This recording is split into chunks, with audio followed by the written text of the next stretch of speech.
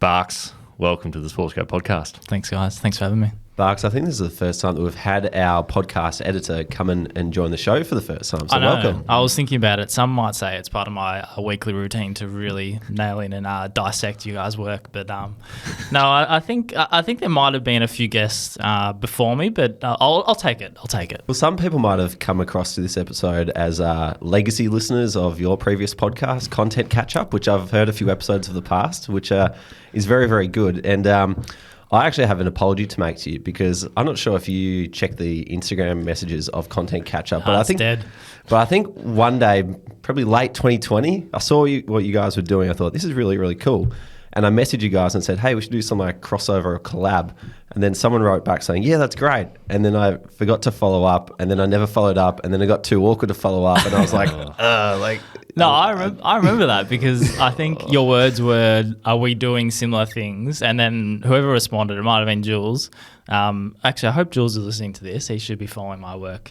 But he responded and clarified that we were a much less serious version of SportsGrad, so it had no competition. But who knows? We could have had a collab going years ago. Yeah. But well, that's my tardiness. I apologise. no, that's fine.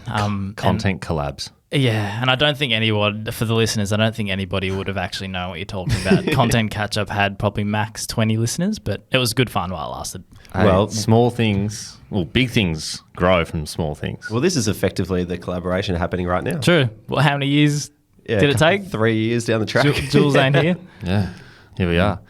Usually I like to pretend like our guest is an avid listener and they know how the show goes. So I don't need to make that joke with you. You know that we do our quick fire questions straight away. So for our beloved listeners, we'll kick it off. Your first ever job? I think it was just a factory hand at Nature's Organics.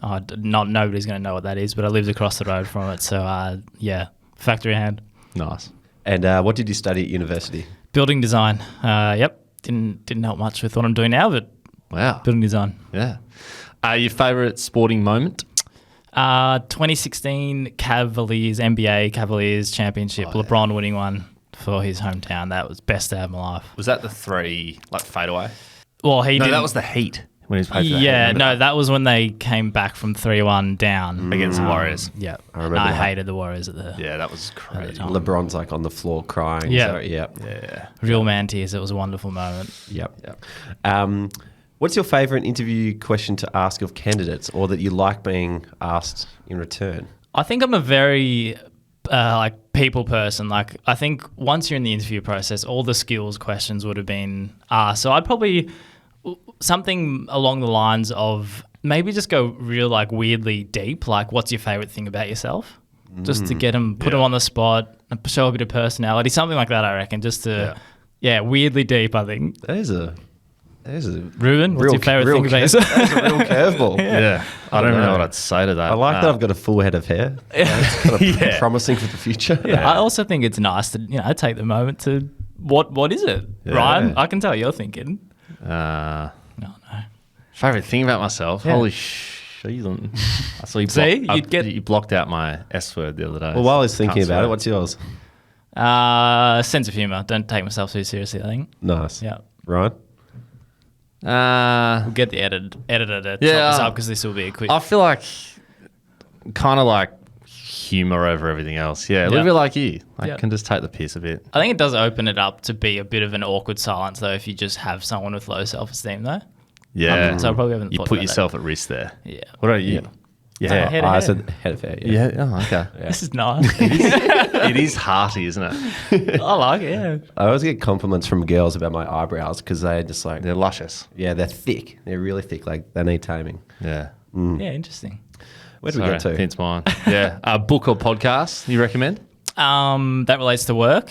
Yeah. I think, so there's one in America, 505 podcast. So if you are in the creative space, photographer, videographer, they're three guys, actually four guys. One of them is the videographer Lakers. They have just an unreal podcast that they've really built over the last year or so. It's pretty massive now. But and also more locally, just Dylan Friends. I think those type of, it doesn't have to relate to what I'm doing in work, but I love just hearing sort of the personal development and hearing from high profile or quote unquote successful people. Probably be the two. Yeah. That's terrific. What's one platform that you use at work that you couldn't live without? This might be an obvious one for a videographer. Yeah, well, no, I'm going to say actually LinkedIn. Lately, LinkedIn is easily my favorite platform. In terms of like, I don't know how much you guys think about this, but how you feel after using different platforms, LinkedIn is easily like the most positive. Like you could say Instagram or something because I upload most of our work there, but LinkedIn, easily the most positive, I think. Is that because you don't feel so bad about yourself when you're like doom scrolling on Instagram? And I think so. And like, honestly, I don't doom scroll as much on it because you get the real people, you get the real, what they're doing in their real lives. And I don't know what we're searching for in doom scrolling, but whatever that is, I don't find myself doing it on LinkedIn. So yeah. Well, there's less like crap. Yeah. You know, that's like not useful to you. Like I feel like LinkedIn is, you know, if you take one thing from it, it's like you know what people are up to. Yeah. You know, like how people bring value. Yeah. So it's not going to be. Yeah. It's probably not going to be something negative either. No, exactly. My issue with LinkedIn at the moment is that I follow a lot of people who are all giving out advice.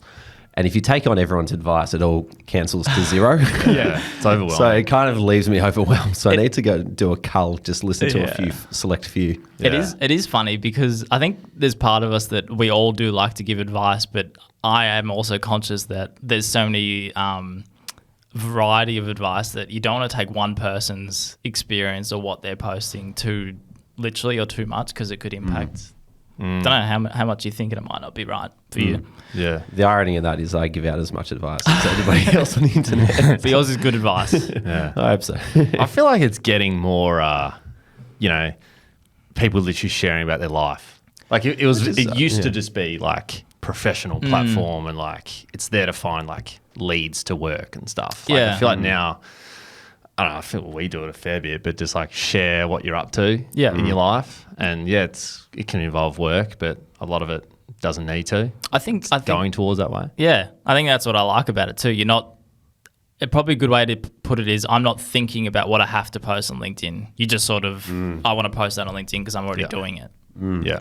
And there's less stress about like being trolled as well. Yeah, well, maybe that's why we like it. There's not as many bots or safer bullies space. out there. Yeah. I reckon that's a really good call. Like, I reckon I stress more about the Instagram photo I put up because it's like my mates are definitely going to see it. Whereas like LinkedIn, it's like it's a different audience. So I don't really think about it as much. I think we all just take social media too seriously. Just as an overall, Probably just right, post whatever you want to Just post. need to stop caring. Yeah. Yep. Like, Stop whatever. caring.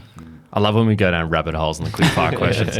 Last one before we get into it, Barks. 30 minutes to pick anyone's brain. Who would it be?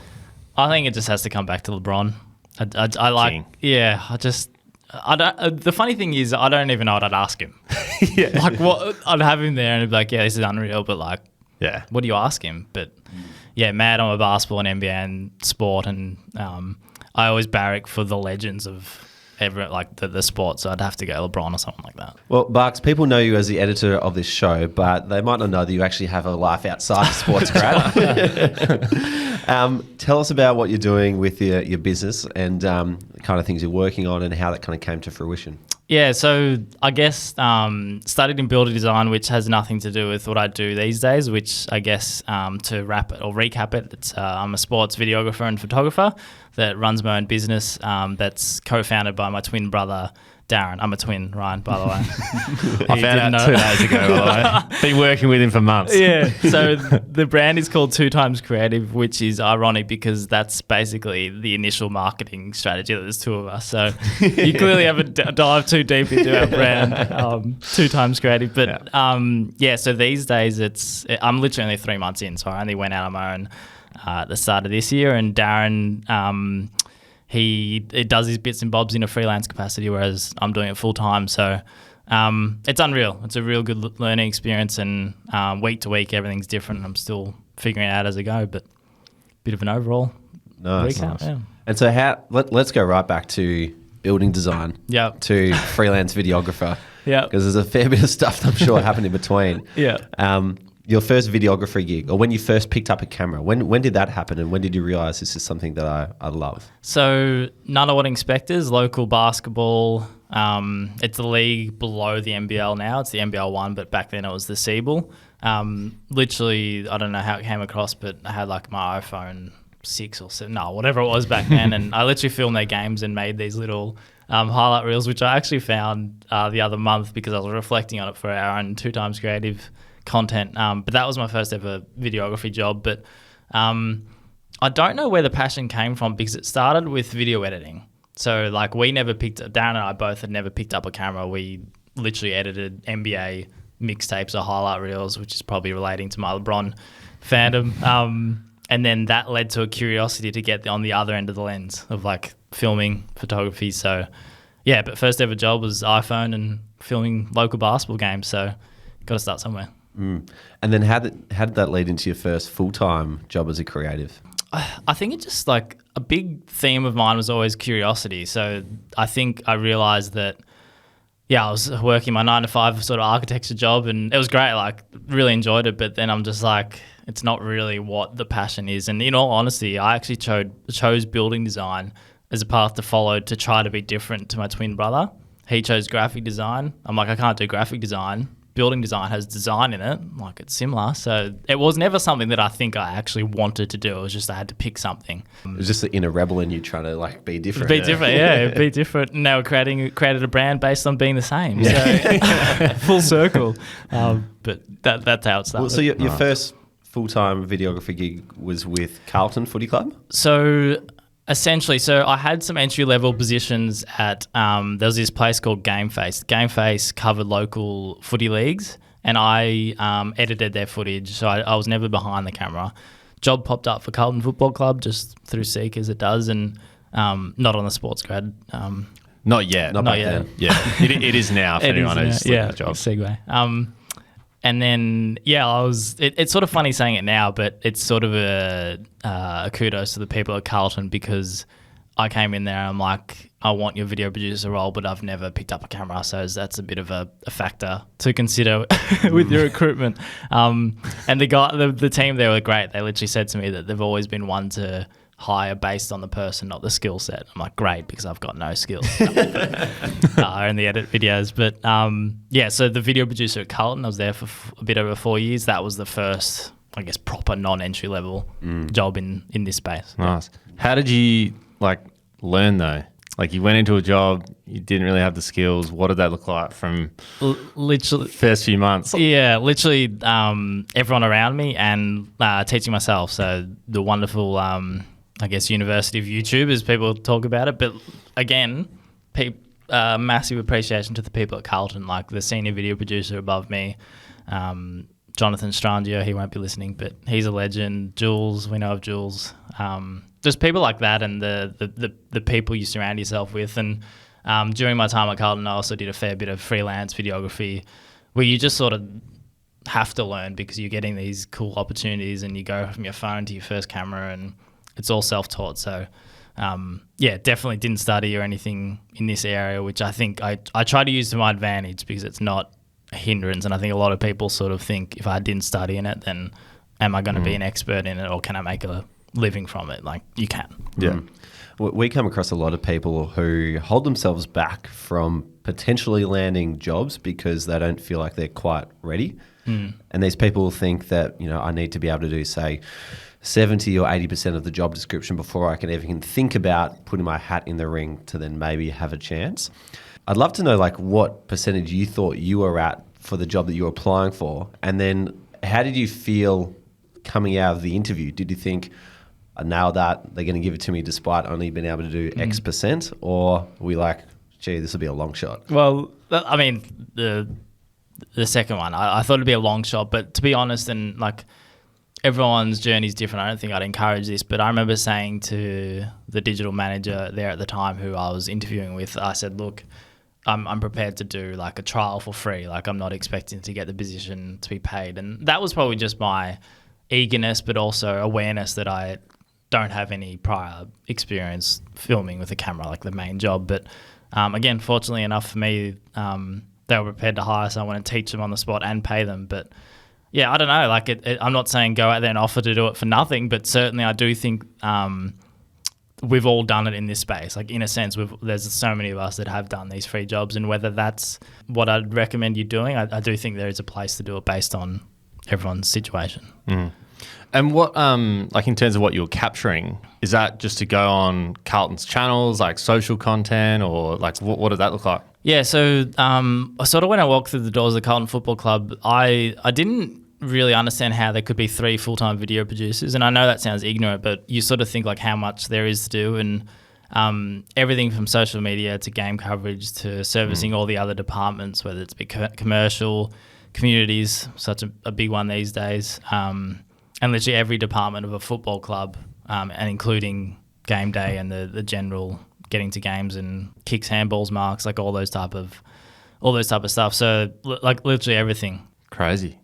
Yeah, I can detail a bit more if you want. No, that's good. I think we were talking to somebody last night about like being in content digital teams and having the commercial teams sell in different types of assets and whatnot. What was that like, from having to go from capturing a footy camp to go and getting commercial content for partners and things like that? Is that kind of what you're involved in as well? Yeah, but like again, because I was so raw to it, I sort of just took it in my stride. Like I enjoyed the quote unquote boring shoots because I'd never done it before. So yes, the footy focused videography and shoots were fun, but if it was like a boring interview with a corporate individual just talking to them, like I still was learning thing, like I still got boring something corporate. out of it. Yeah. No offense to the people that do those type of jobs. Yeah. Shout out to the corporates. Yeah, no, of course, but again, because I was so raw to it, I just sort of was trying to be a sponge, I guess. Nice. And at what point do you think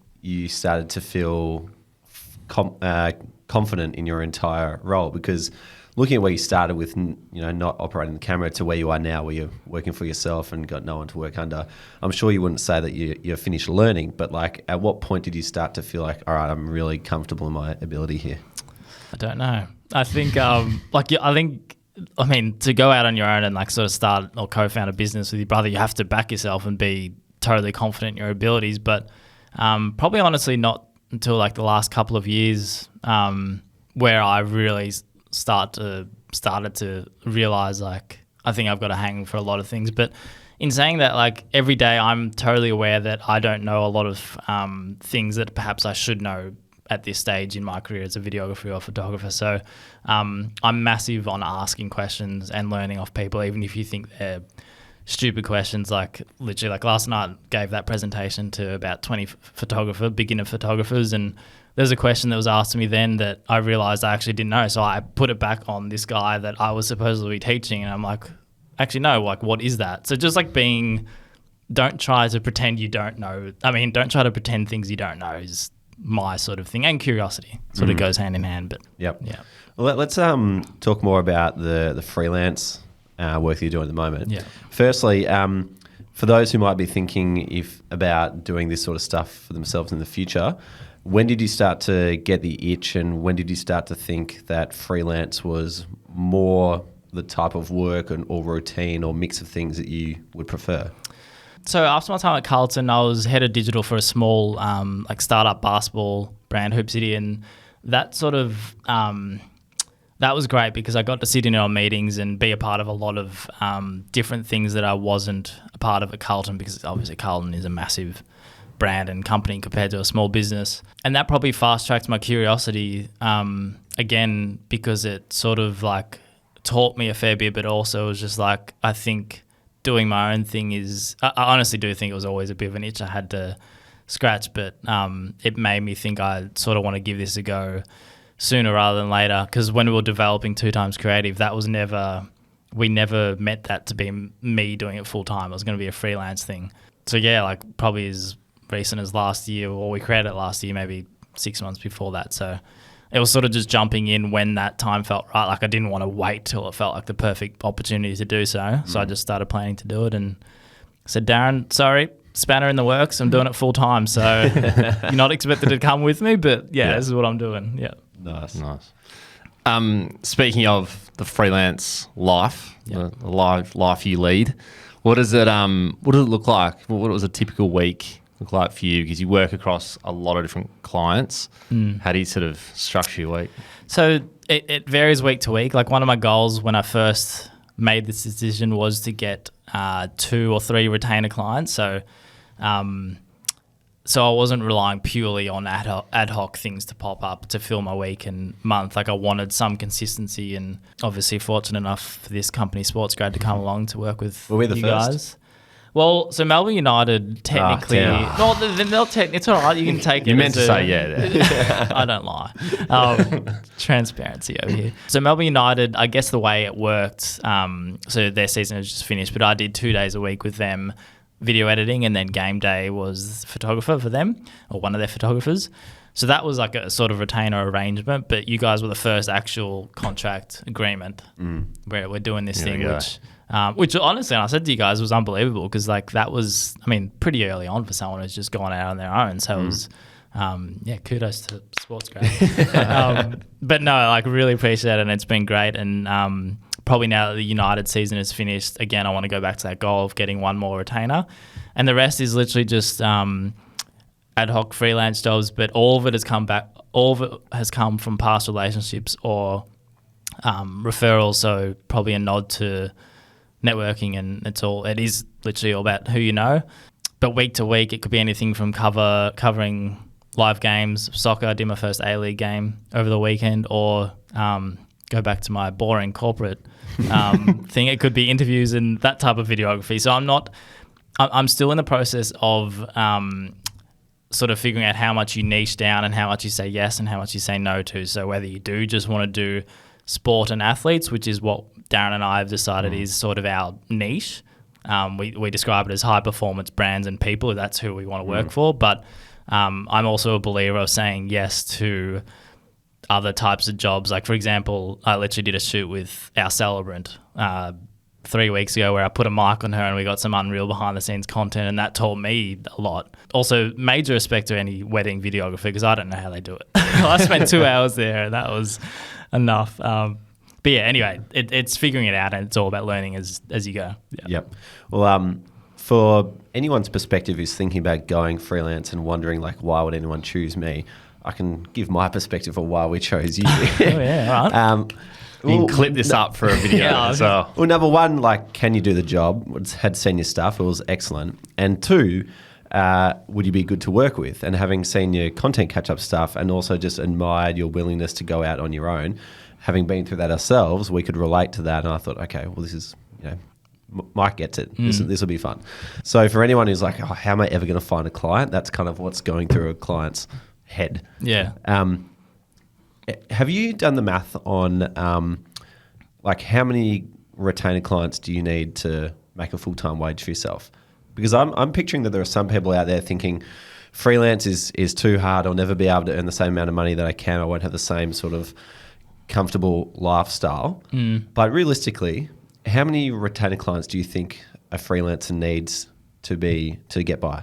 I don't think I think it's dependent on, like, I can't answer that in terms of how many retainer clients, but I've definitely worked it out of how much monthly revenue I need to be making to equal what I was making at my past job. So I will like easily say, and I'm quite transparent with this, when I went out on my own, whether that was not ignorance, but just belief in myself, I totally believe that I could, not easily, but I could make more money than I was earning by doing my own work. And that's taking into tax everything else that you've got to learn along the way. But I think people should be not surprised, but if you believe in your skills and what you deliver as an overall product, that you can charge a lot more than you probably think. And not in the sense of exploiting it just to charge more than you think, but it's what you're worth. So for me, like, I can easily say, I sort of got my targets to equal what my salary was in a full-time world last year. But already 3 months in, I can see how that can grow and grow from there. And on that, probably going back to my point before about not pretending to know what you don't know, I'm looking to invest in a business coach to help me achieve that. So to answer your question, I'm not sure how many retainer clients. For me, I think 3 would be a good number, or 2 to 3. And then the rest can be covering like still the type of jobs that are every week you cover a Melbourne Victory game or Melbourne United game, where that's not technically a retainer, but it's consistent work with a consistent client. Yeah.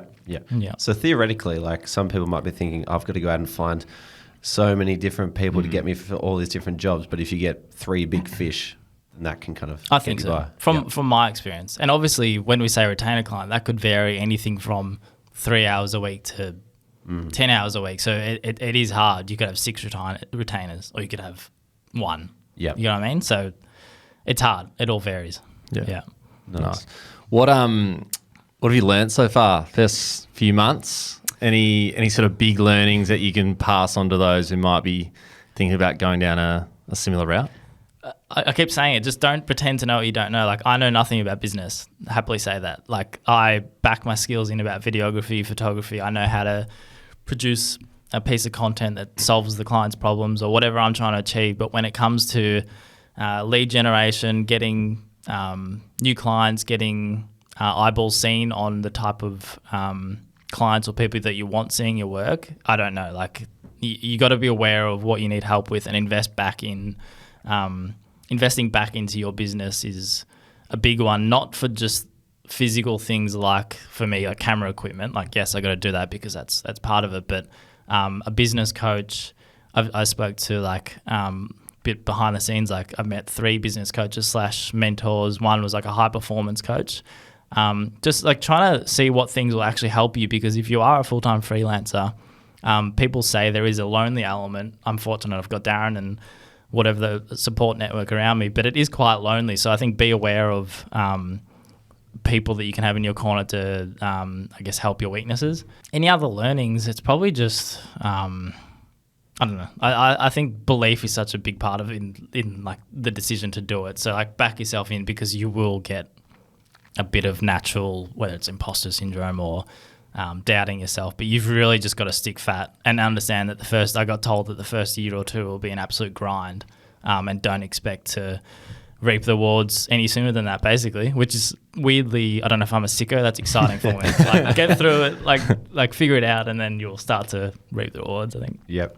I know this is a very real consideration for a lot of people who are thinking of making a bit of a career change. But what did your partner think when you said, I'm leaving the employer life, I'm going to go work for myself and see how it goes? Yeah, don't do it. No.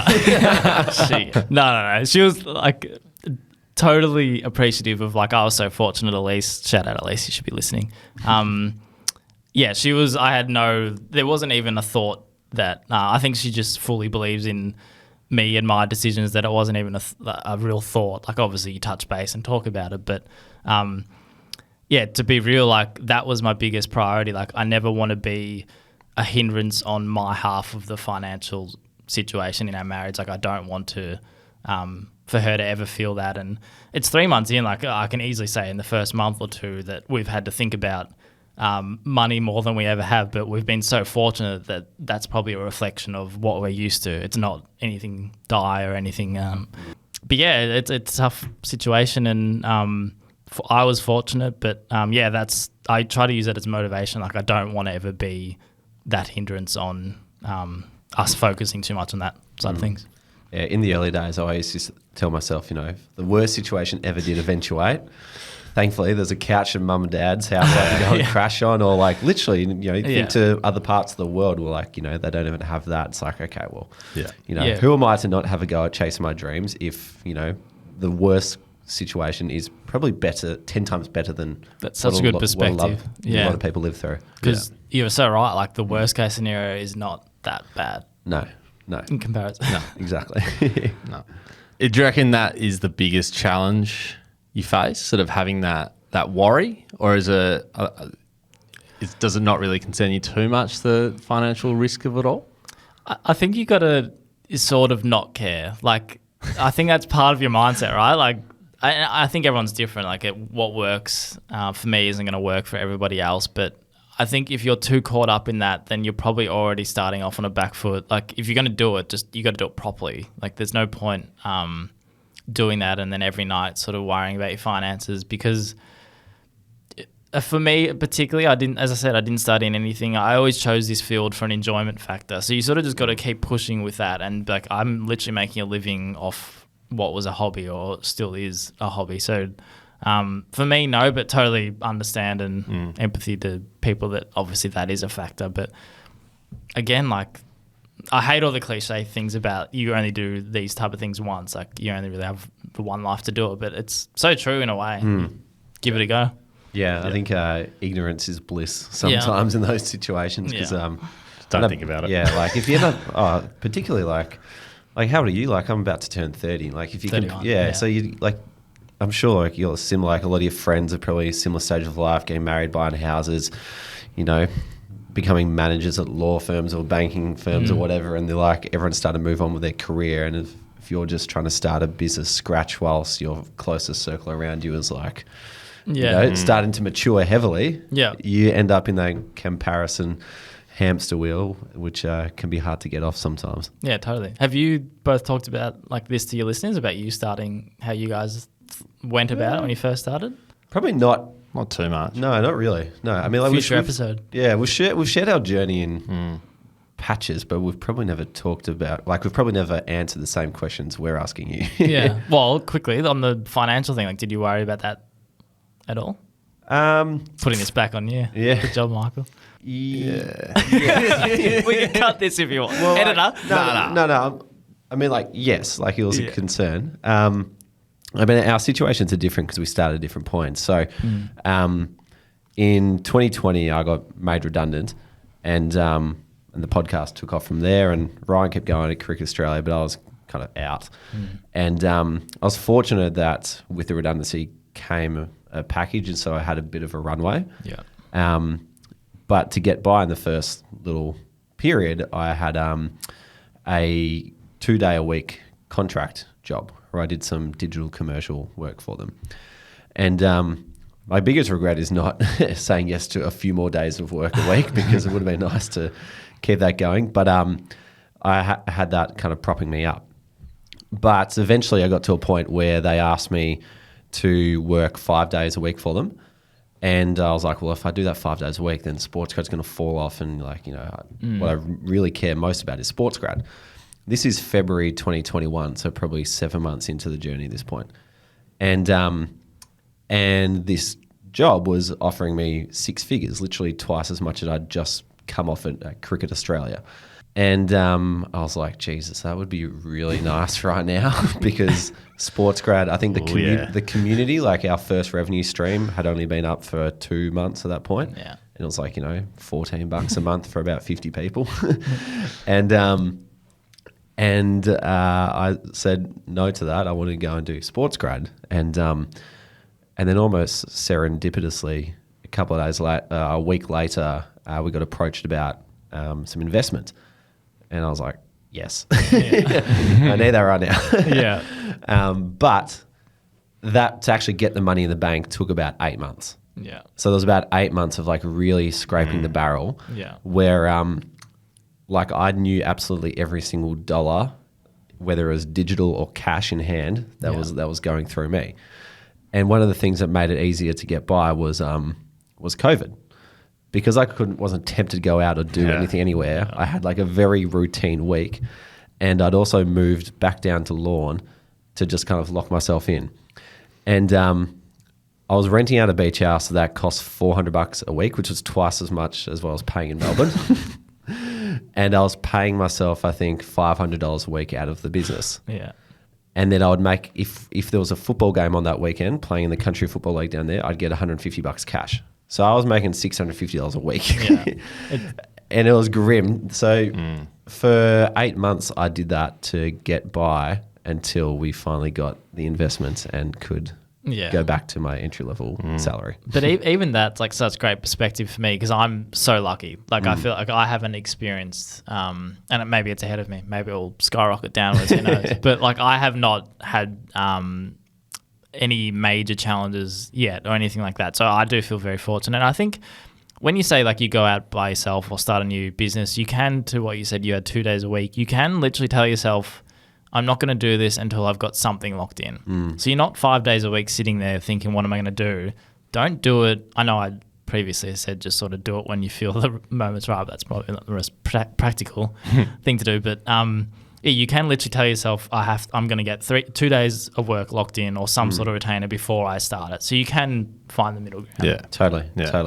And then like that's probably a hard end of the spectrum. Like I'm I don't mind risk, but there are definitely more risk-averse ways you can go about it, so you can gently ease into it if you need to. Yeah. I remember when I left CA, I probably wasn't ready to leave yet, or I wasn't ready to leave because as you said, it sort of took a little while for everything to fall into place. So I remember I got when you leave, you get paid out your annual leave and all that kind of crap. And I remember it was like $5,000 or something total. It was like my pay for the month or something like that. And then I realized that it's going to have to last me 3 months. Yeah. And then I remember also, I just remember early on, obviously didn't pay ourselves anything. And it was literally you're not going to the pub, or you're not doing that stuff. And it's kind of like the thing you mentioned of the hamster wheel. It's a lot of my mates are out doing that stuff, but it's you just have to make that conscious choice. Yeah, it's the long game. Everyone talks about the long game. And you just, it's pretty hard and it can be demoralizing sometimes, but I think having that end goal in mind kind of gets you through it. Yeah. And very lucky to have a good partner in that as well. Love's very supportive through that. So you just get through it. Yeah. You get through it. You have to sacrifice something, don't you? Yeah, you do. Otherwise, it's not all easy. No, it's not. It's also, just a side note, how incredible, it's incredible how many things come from COVID or COVID helped. Bring on COVID too. I always say, bring it back. I like it. I'm a natural hermit. I was thriving. You know what they should do? They should be every 3 months, we're going to have a snap lockdown. Yeah. You're going to find your passion. You're going to find your new career. Yeah, every one month and every 3, we're going to have a snap lockdown. We're inside for a month. Yep. Can't do anything. It's just how good. I feel like people might not get around that. Yeah, I mean, I'm definitely in the minority of that, but hey, if anyone who needs a forced circuit breaker, there you go. Love the circuit breaker. It definitely helped us, I reckon. Well, literally so many people you talk to about startups or new ventures, how often do they say COVID? It's 80% of the time. I remember a couple of times for us, on a weekend, we'd spend most of the day just planning stuff and and it was well, what else are you gonna do? So you may as well just use the time to build something. Isn't that cool though? Because there's part of us that all we actually need to chase a dream, hobby or career is time. Yeah, that's literally all it was at the end of the day. You just need time to think and be bored and nothing to distract yourself and be I'm gonna change my life. I just needed a bit of time to think about it. It's in there. Because the whole reason you don't do something is because other things are in the way of it. Yeah. So if you just clear everything out. Easy done. Prime example right here with the lawn getaway. Well, so many people, so many much more successful people than us talk about how focus is the number one thing that makes a difference. And when I was doing SportsGrad just as a YouTube channel by myself for 3 years, went from 0 to 30 subscribers in 3 years because I was doing everything else but SportsGrad. Yeah. And so in that time, I was a very social person. I was playing footy and cricket, and often the pre-season would overlap. So there's 4 nights of your week you're out doing sport training. You're playing on the weekend. You're probably going out on Saturday night. Sunday you're probably recovering, and then you go back into the working week. And then it's well, geez, unless I work on SportsGrad after I get home from footy training at 9 p.m, when am I actually ever going to do this? Yeah. Never. So now it's I would love to go back and play a full season of footy or cricket, but I just know that what that takes away, and I know the compounding effect of what every Saturday, if I take 10 Saturdays away in a row, what the compounding effect of that would be in the future. I get you, but it's so hard because I relate to that with basketball. I miss playing basketball 2 days a week, and you need that growing up because it's unreal. You stop playing and you're just how good are those times? But I get what you're saying. With a bit more time, you block out, you make that decision not to go out or play footy or whatever. All of a sudden, I think about this too. I could have picked up a camera years ago, and where would I be today? But you don't know. It's all hindsight or whatever. You're not going to know. Exactly. Back on track. We're on the run sheet here. We've gone around. Kind of started yarning there, didn't we? Got a bit deep. Who's got COVID? I think we're up to skills and experiences. Yeah. what are the essential skills that you need to do what you do? Well, I guess at the heart of it, you need to know how to operate a camera. So videography and photography are obviously, like, I always think about, like, at the end of the day, not everyone has a job based off skills, but I'm very fortunate that in a way that's what my job is based off it. But in terms of what other jobs, what are the skills I need to do the job? I don't know how to answer it because I'm not sure there's anything, like, there's nothing special about me. Like, I learned how to pick up a camera and create videos, and naturally by repetition, you learn how to put together content and solve people's needs. And fortunately, these days, like, no matter what you do, no matter what industry you're in, you need content. I guess the biggest things that I think have always helped me is that same curiosity word, communication. I feel like my best skill in business is literally communication, which sounds funny because my business is based off 2 other skills in videography and whatever. But communication, and asking questions. Like, I needed to learn what I'm doing now off other people. I didn't have any other choice. So they're not skills. Like, that's what I mean. Like, I don't know how to answer it because they're not skills. They're just like traits. I don't know. Mm-hmm. But you can't really teach that. Like, I don't know. Yeah. So say when you're capturing photos at the NBL on the weekend, are there any particular things that you're doing by way of photography techniques that you've learned recently that, say, you weren't doing 3-4 years ago? Absolutely. Like even so yesterday, so a bit of insight. So I gave a presentation, I referred to it before, about it was like 20 young photographers who want to shoot for the South Metro Junior Football League. So they want to get in amongst the junior footy and learn photography. And I found myself in a position where you'd never think you would be because, again, I'm by no means an expert in this field. But as I was doing the presentation, I think a massive part of what I've learned to do is just try to differentiate myself. Like, in photography and videography, there are rules. There are things you're meant to do by the book to make a good video or photography. But because I didn't study them, how was I going to stand out? And I found the more I tried to, like, break rules or do things differently, the more I felt my skills, like, progressing. So, like, trying to do things differently, testing out things. So I don't know, like, a real, I guess, practical example is at the basketball every week. You've probably seen on TV, and I sort of have this running joke with my brother Darren that I hate the baseline. Just the baseline can piss off because every photographer, particularly in American sports, are all lined up at the same spot. They're all in the baseline and they spend the whole game there. So how many different shots or variety of photos are you going to tell a story if you're just sitting in the one spot? So something as simple as training my mind to be like, go where people aren't going. That led to capture moments when nothing's happening. So if everyone's looking at the ball down the other end because something's happening, what's happening behind play? Like, maybe someone on their 150th game is, like, exhausted and whatever, and no one's taking a moment or capturing that moment. That could be the best photo you've taken all year because it's capturing the story of how hard he or she worked during that game. So just things like that, and that all comes from repetition. I don't think it's something that I think of now as I'm going to games, but it's certainly not anything about, make sure my settings are set to this. Like, I don't really think, I know how to operate a camera obviously, but I don't really think a certain setting on a camera can change too much. That might sound ignorant, but...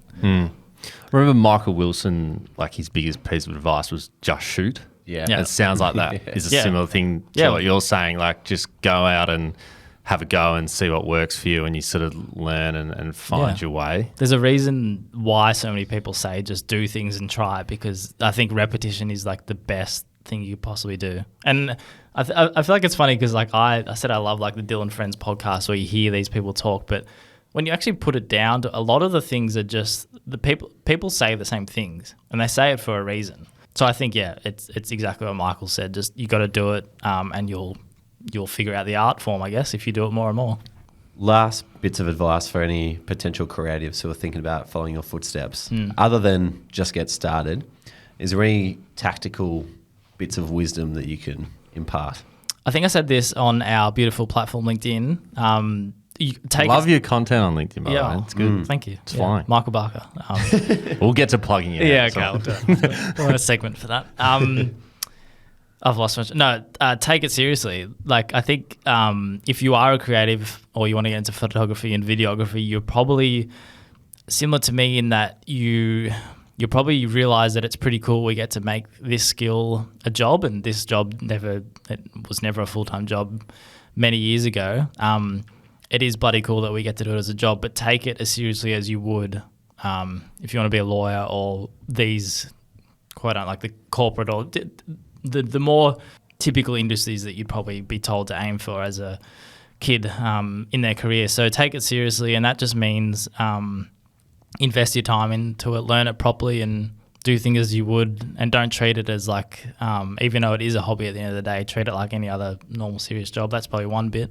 And I've said it time and time again, but don't pretend to know what you don't know is something that I always go back to, because you need people around you to help you. You're not going to know everything. Love it. Lastly, plug your handles like you just did. And also you run a newsletter. Yes. Tell us about that as well. So the newsletter is something, so I guess at the core of the business, we offer videography and photography services, but something that's sort of come up on both of Darren and I's radars is that we do really enjoy helping other particularly young or beginner photographers or videographers. So we want to create a space where we can help them realize they can do it as a career or make some money for it, or take it a bit serious, more serious than they currently are. So we've got a weekly newsletter. We basically rotate weeks that we pick a theme. It might be for example, I might talk about my presentation last night. Like, we try to keep it more almost like a diary entry, but making sure it's real life value that these young creatives can actually take. So that's on our website. So 2 Creative, you can find everything we're talking about today. There's a link for the newsletter. Socials is 2X Creative. Times Creative was taken, unfortunately, but it's the same thing. So 2X Creative on all handles. Instagram, TikTok. As in TWO? Yes, yep. TWOX Creative. Yep, thank you. YouTube as well. So YouTube is something that I actually want to try to get a weekly video out, because I do think long form, that's where we're going back to. That's just a side note. But 2 Creative website, check us out, and that's about it. Subscribe to the newsletter if you are a young creative, and as I said, I really do enjoy helping others, so connect with me on LinkedIn, flick me a message, do whatever. I'd gladly help. I definitely could have used your newsletter back when I was trying to make YouTube videos on my own. Yeah, I've seen your cameras in the corner there. Yeah, they're good. To give you context, Barks hasn't come in the studio yet, and he's just seen the cameras that we're using. They're marvellous. No, they're good. Great to work with. He thinks we're dinosaurs. So they do the job. They're 2 years old. Mine's older than now. that. It's fine. It's fine. Yeah. Luckily, you've got a good editor that can produce some magic based on what he's getting. Yeah. Nice, mate. Well, it's been awesome having you in. As I said at the start, it's not weird. It's been awesome. To have you made it weird. I think it was you're editing this magical podcast, but we're really admirers of yours and love your content online as well. So we'd definitely encourage anyone listening to give you a follow. And we just love being part of your journey and glad that you're playing a huge role in ours. So thanks again for coming in. And terrific to work with for anyone who's thinking about it. Thank you. Yeah, bloody oath. If you need content made, this is the man. Yeah, I appreciate it. You guys are doing great things, and I think part of, you actually are part of my history, because you will be the first retainer. It's not Melbourne United, it's SportsGrad. Yep. But it's been awesome to see what you guys are actually doing properly, because I heard of you, but actually getting an inner sanctum look to what you do is unreal. So thanks for having me on as probably your 3rd or 4th backup guest idea for the week. It's good. Brilliant. Thanks, Barks.